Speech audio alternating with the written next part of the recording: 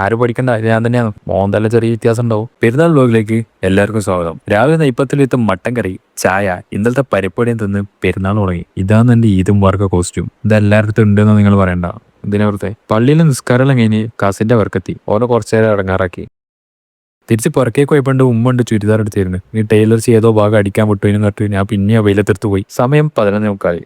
ഞാൻ ബീഫിന്റെ വലിയ ഫാനല്ല, ചിക്കനെല്ലാം പൊരിയുന്നുള്ളൂ. പക്ഷെ എനിക്കല്ല വിശപ്പുണ്ട്, അതുകൊണ്ട് ഞാൻ തിന്നു. തീറ്റ അവിടെ കിടന്ന് ഉറങ്ങാന്നെല്ലാം വിചാരിച്ചാ.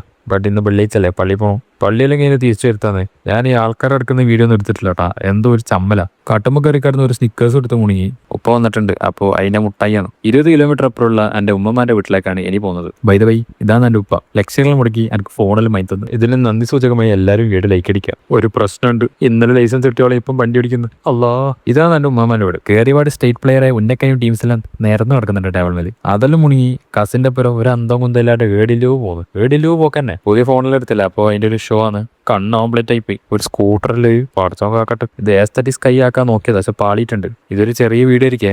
ഇതാണ് ഇവിടുത്തെ മഹിളാ അസോസിയേഷൻസ്. ഹായ് പറയാൻ വേണ്ടി പറഞ്ഞ എന്തെല്ലോ കളിക്കുന്നുണ്ട്. സമയം മൈലിവായി. പള്ളിയിലേക്ക് മന്ദം മന്ദമായി നീങ്ങുകയാണ്. ഇതെല്ലാം എന്റെ പെരുന്നാള്. അപ്പൊ ഇത് മുബാറക്ക്.